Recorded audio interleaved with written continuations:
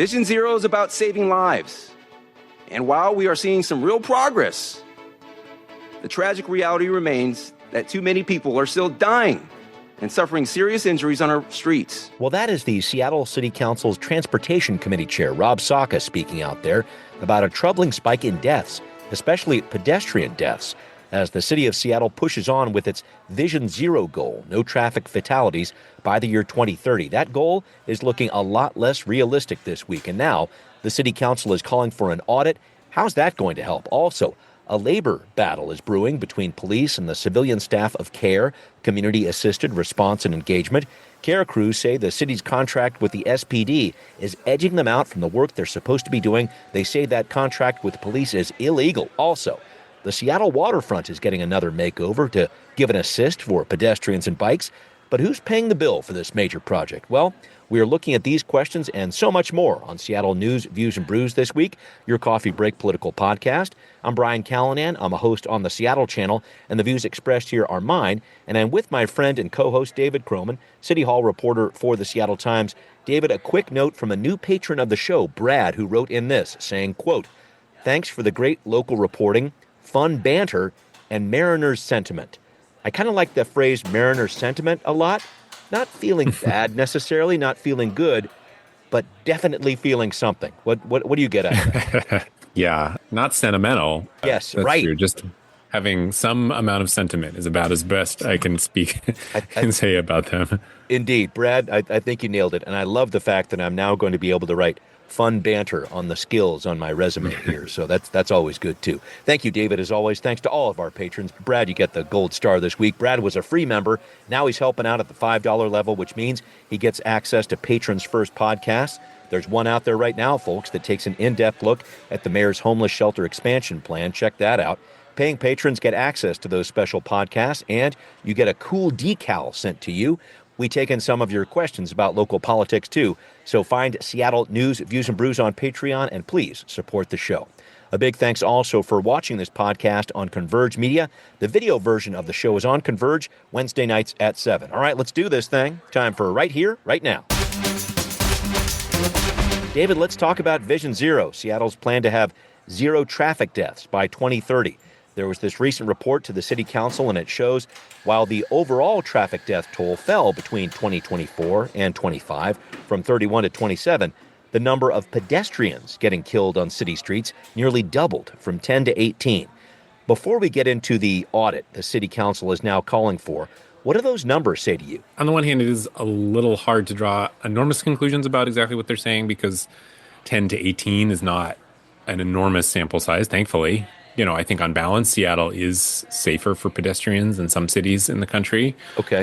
At the same time, you know, they have set a fairly clear goal for themselves. It's right in the title. It's called Vision Zero, and they're going the wrong direction. So I would say what it says to me is they have had this goal for a long time and have basically come up against the limitations of what they can do, I think, with nibbling around the edges.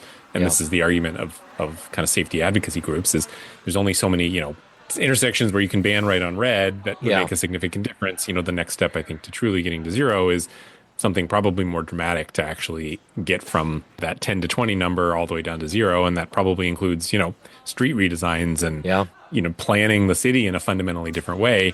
That, of course, is a lot more challenging than kind of nibbling around the edges around this stuff. Right, right. And just for some background here, folks, so 2015 was the year that Vision Zero was established and adopted here. 21 people died from crashes involving a motor vehicle on city streets that year. 143 people were seriously injured. Last year, just for a point in comparison, 27 people died, 219 were seriously injured. So we have been seeing some increases here, according to these preliminary numbers from the city. And I did want to get into the rest of the story here with you, David. So Councilmember Rob Saka, head of the Transportation Committee, is calling for an audit of Vision Zero. The city did do an internal review of Vision Zero 3 years ago using the Seattle Department of Transportation. David was reporting on that for the Times for sure. The city did come up with some recommendations then, but now Councilmember Saka wants for a review from outside the department at this point. I have a couple questions on this one, David. How do you think that audit is going to help, number one? And do you have any ideas on what an audit like that might find? I think I can probably answer this questions together. I think it will find probably that it is really unsafe to not be in a car on streets like Lake City Way, Rainier, Martin Luther King, big arterials with a lot of establishments where Aurora, people, yeah.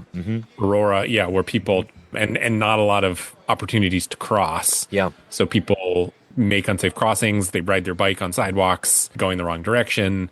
And because that's kind of what the street forces them to do. And I think we know that is the answer, and that's what's going on here. And I imagine that's what another audit will come back and say is, people are being killed on these streets. I think there's been some skepticism about doing another audit for exactly that reason, because this has been looked at many times. There are teams of people in SDOT whose job it is to analyze every time somebody is hit and killed by a car and figure out why it happened.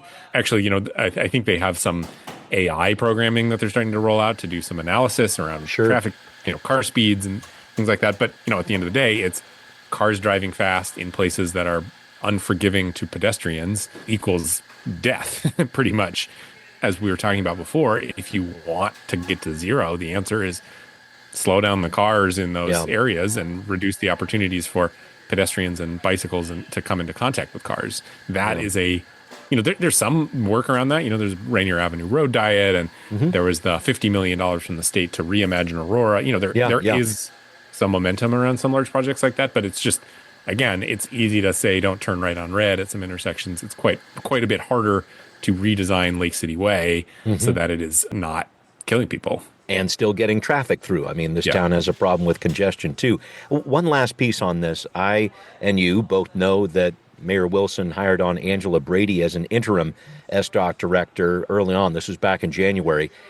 I'm trying to figure out who this permanent director is going to be, and if the mayor, it feels like a big decision here, potentially, especially when you look at Vision Zero, which is supposed to be this crown jewel type of guide point for the department there. Some thoughts about who's going to step into this role, especially with this kind of damning evidence with Vision Zero staring him in the face. Yeah, I mean, I don't think it's enough to scare off anyone to want to step into this role.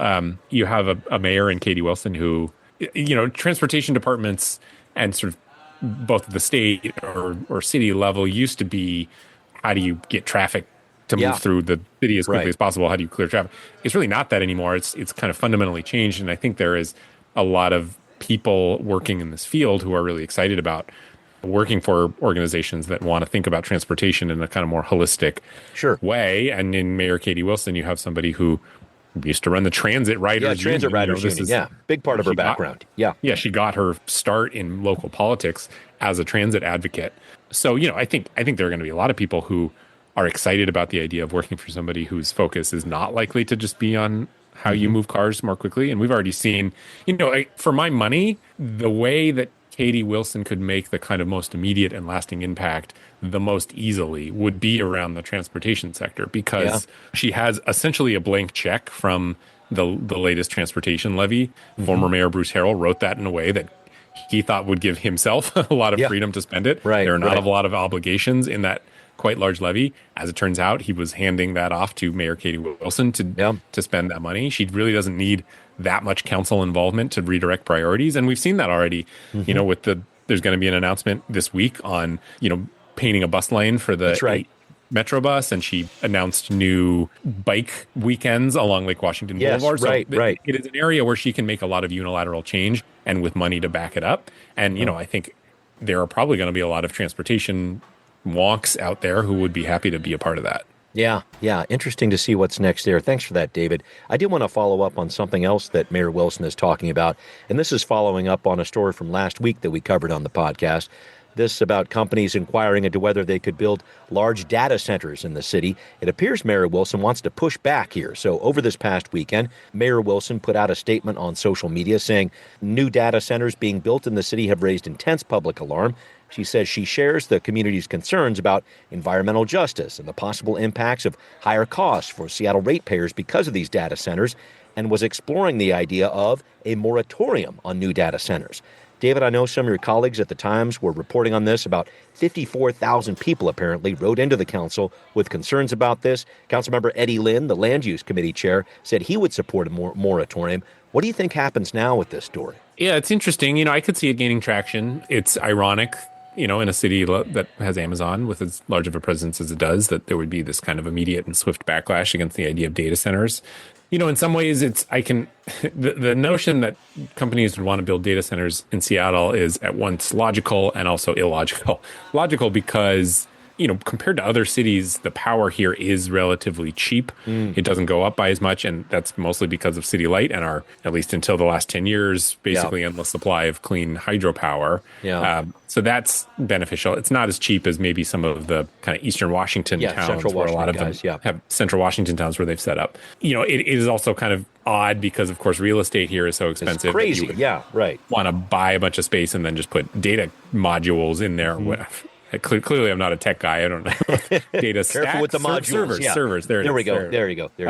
But I think, again, as we've talked about, the demand for this stuff is so high. I think they're willing to eat the cost of some property if they can find the space to put it. But again, City Light has a lot of existential questions that are larger than just this question of data centers. And I think the data center piece, in some ways, is the icing on top of a not very delicious cake, but it is part of the overall formula when thinking about, how do we actually provide clean power for residents for the next 30, 40, 50 years. And I think you're going down the path I'd like to go, because I'm trying to figure out if the city's actually going to make some sort of offer to these tech companies who want to build here. And I'm not saying I support the idea or not support it or whatever else, but I think what you're saying, David, is there could be a lot of money on the table for an agency in City Light that really needs some support going forward. Is that kind of part of the calculus here too? Yeah, and they've been clear that they don't want, it's not like the data centers come in and pay the same rates as you and I. They're going to have side agreements that would probably charge them higher rates to try and kind of offset the impact on residents. It would certainly be good for City Light's business.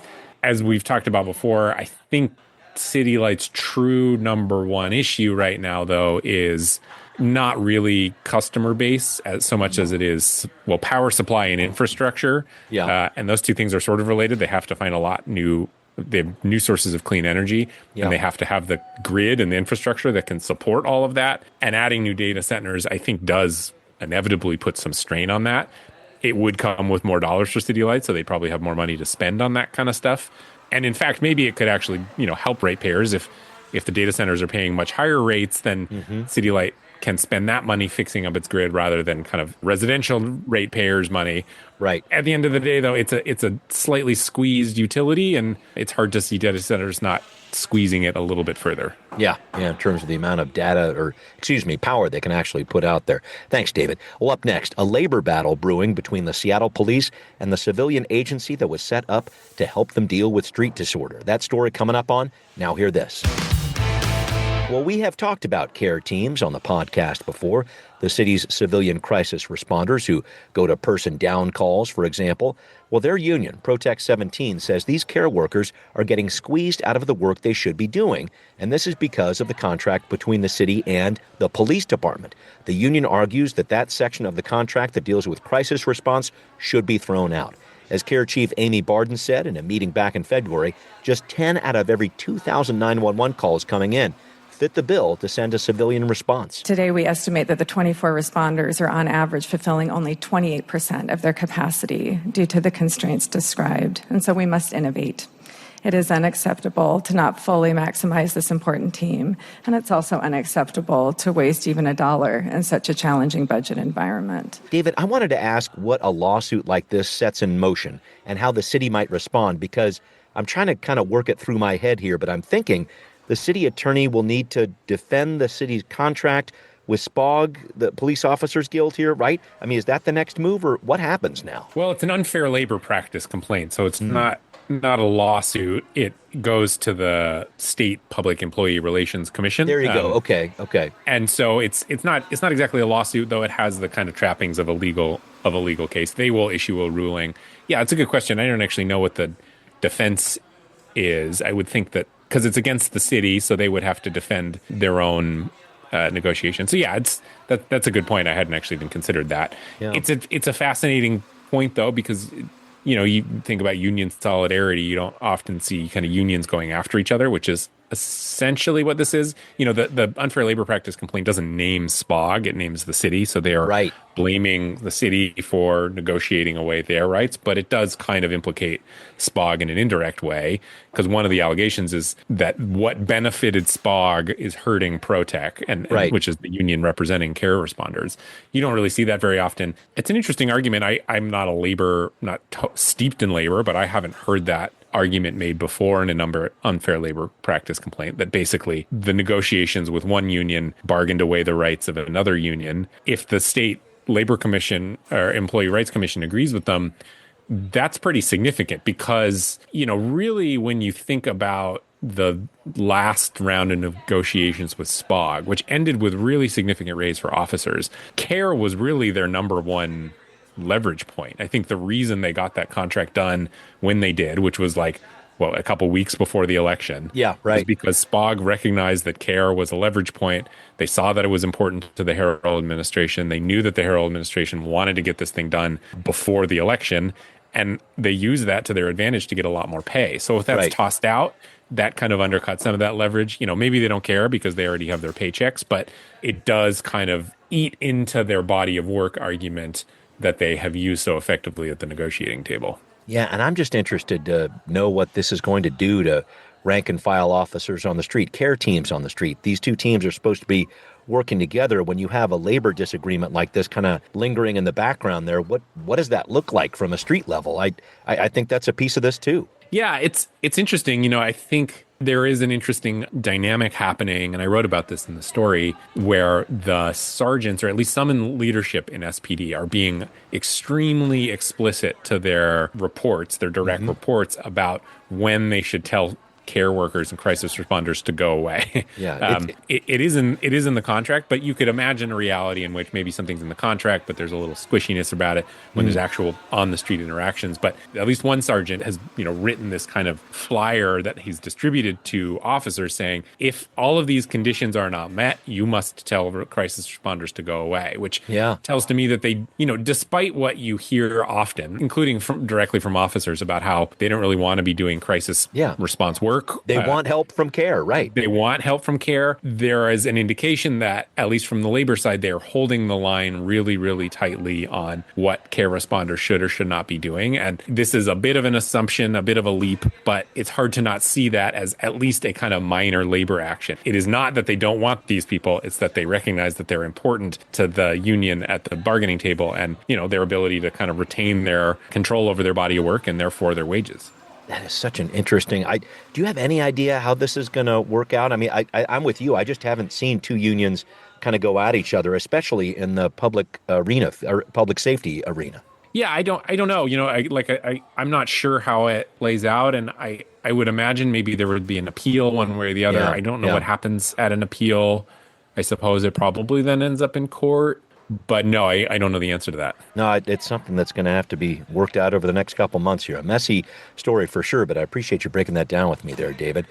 Perhaps in a related story here, I was interested to read in the Washington State Standard that police officers around our state are way behind when it comes to the de-escalation and mental health training required by I-940, the police accountability law voters approved in 2018. The state auditor is saying this: just 16% of veteran officers, 14% of new officers had finished the required 40 hours of training. At the current rate, less than half of the state's officers will have finished the training by a 2028 deadline. David, another one of these questions about what those numbers say to you. What do you make of this? I'm not surprised. Yeah. Why do you say that? Anytime there's some new requirement that people must fulfill, there's almost always backlogs. One of the tried and true journalistic tricks is, if you're looking for a story, go back and find some requirement that an agency was supposed to meet at a certain date and ask them if they met it. And the answer most of the time is no. Yeah. I think about years ago, I don't know, it was probably 2017. Yeah. I did a story about how, in King County, there was a sales tax that was set aside specifically to fund crisis training for police officers. Yeah. And that year after year after year, that there was an underspend on that. They weren't getting that money out the door. And, I just think there are a lot of examples of like that, where when you have to send a lot of people through a training regimen operated by the state, it's not at all surprising that that might take a little bit longer than people wanted. Yeah, I suppose it is interesting to point out that police departments do have some incentives here to complete this whole program, to get access to the state's new $100 million grant program that's in place to boost police hiring. These agencies have to reach 50% compliance with the 40-hour training requirement there. I guess my next question is, what's next here? Is there some sort of punishment for departments that didn't get their training done, or what's the right move? Police accountability issues can be so fraught, and I know there's a relationship between the state and its police agencies. They're trying to do this in the right way. How do you handle this one? What do you think? Yeah, I don't know. I mean, I could see some kind of negotiation over more money to make it happen. Sure, right. That's been a point of tension, though. People who want more police accountability are also occasionally hesitant to give police more money to be more accountable. So there could be some tension around that. And it's not like there's a lot of money going around in Olympia right now, but no, that's the best thing I can imagine. Yeah. I guess we'll have to see what happens with that one. Again, another fraught issue about mental health training for police around our state. Thanks for breaking that down with me there, David. All right, well, coming up next, a new waterfront trail that's hoping for a cruise towards success. That story coming up on What's Next. David, I saw this news about a new multi-use trail opening this week along the east side of Alaskan Way, from near Pier 62 down to Clay Street. So this replaces some of the old trolley tracks that were there, some of the sidewalks that were there. There's some new plant beds with the trees and shrubs and so forth. There's lighting, there's benches, there's space for walkers, runners, and bikers too. I think this is supposed to help with getting bikes and pedestrians through when the big cruise ships come in. Have you tried out the trail yet? What's your take on what's happening here? I haven't tried out that trail because last time I was down there, it wasn't open. I have taken but this is a funny thing. I wrote about this when this was first announced, and it is this whole project is supposed to be a little bit more than just that trail, because I think my understanding is they're redoing a lot of Myrtle Edwards Park, and I don't remember the name of the Port of Seattle owned park that's right after just Myrtle beyond Edwards. To the north. But that's been closed for a while as they redo that. Apparently, it's supposed to look nice. So it's this kind of big project. It is a funny thing, though, because it's funded almost entirely by Mackenzie Scott and Melinda Gates. Yeah, private investors here. Yep. Which is great. I mean, no one was upset that they wanted to invest in beautifying downtown and the waterfront and connecting the new waterfront to the Sculpture Park and Myrtle Edwards Park and all that. It's funny because SDOT had just designed and finished a bike lane on the other side of the road. Yeah. And it was actually delayed for a while because there were these fairly dicey negotiations with the cruise ship terminal around what you do during the cruise season. So they finally figured that out. The idea was during cruises, bikers have to cross the street and go to the other side. I remember this. Yes. They had that all worked out, and they've built that bike lane. That's open. And so it's funny that now, there's this whole government process around one compared to this privately funded philanthropic effort on the other side. It's a little redundant, if I'm being honest, even as a biker who really enjoys these things. I think it's going to be beautiful. I think it's going to be really pleasant. I saw, when this Elliott Bay Connections, as it's called, was first announced, I did see one kind of transit advocate note, of the top 10 projects in Seattle that really needed to be done, East Side Bike Lane is certainly not one of them. And yet there are not a lot of people who are turning down, I can't remember what the dollar amount was. It was many millions of dollars to beautify downtown and the waterfront even further. So I'm sure it's going to be a lovely project. It's just kind of an interesting example of government meets private philanthropy, and how when there is enough money in the private and philanthropic sector, you can make things happen really quickly, even if regardless of whether or not that is the very most important thing that needs to be happening. Yeah, this was exactly what I was concerned about with this, because the trail is paid for through this public-private partnership, but the money is really coming from the private side of things. The land, though, is still owned by the city of Seattle, as I understand it. Is there a larger message from this in terms of how the city can get projects like this done more rapidly? And I'm with you. I mean, beautifying the waterfront is great, and I'm sure it'll help out cruise traffic too, but gosh, there's some other parts of the city that could really use a lot more help when it comes to helping pedestrian and helping cyclists through. Yeah, I mean, that's the thing with philanthropy is you're not going to ask Melinda Gates to, help out with the East Marginal Way heavy haul corridor or whatever. It's beautiful in its own way. Yes. Yeah, which is great. That's a great project. It doesn't scream philanthropy though. When people put their own money towards things, they want it to be in a kind of very public, visible, beautiful place rather than just kind of purely practical.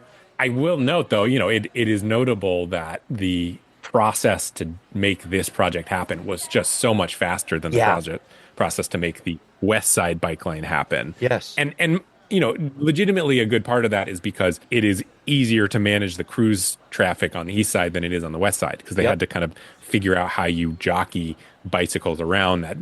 There were a lot of complicating factors. The government side of it, though, certainly, I think, slowed it down a little bit.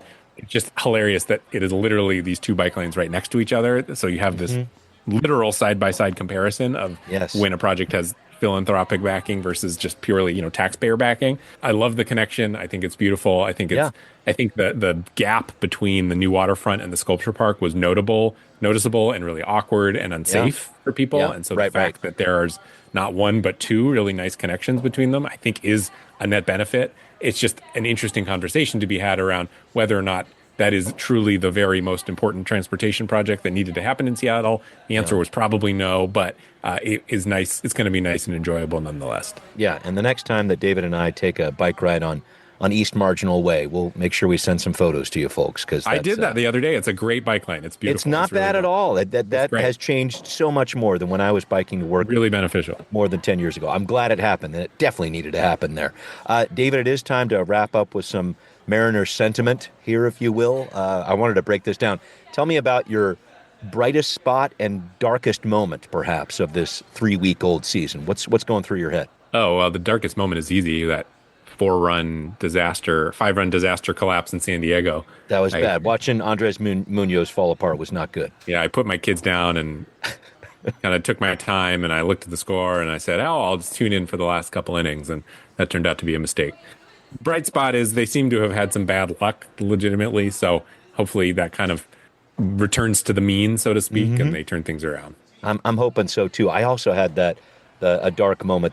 This great Brendan Donovan, the third baseman, ended up on the DL there. We got to get him healthy and back online too. But plenty to think about there. Thank you for sharing the sentiment with me as always, David. And thanks everybody who's listening to Seattle News, Views, and Brews, where you can always find out what is brewing in local politics. Become a patron, why don't you? Check out Seattle News, Views, and Brews on Patreon.